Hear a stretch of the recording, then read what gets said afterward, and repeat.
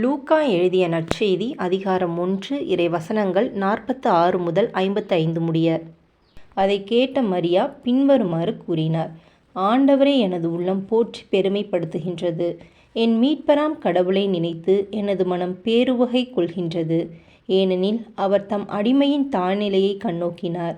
இது முதல் எல்லா தலைமுறையினரும் என்னை பேறு பெற்றவர் என்பர். ஏனெனில் வல்லவராம் கடவுள் எனக்கு அரும்பெரும் செயல்கள் செய்துள்ளார். தூயவர் என்பதே அவரது பெயர்.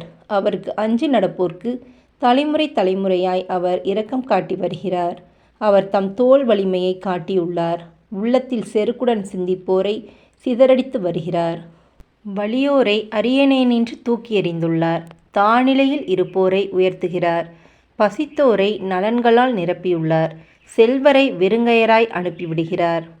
மூதாதையருக்கு உரைத்தபடியே அவர் ஆபிரகாமையும் அவர் தம் வழி மரபினரையும் என்றென்றும் இரக்கத்தோடு நினைவில் கொண்டுள்ளார். தம் ஊழியராகிய இஸ்ரேலுக்கு துணையாக இருந்து வருகிறார்.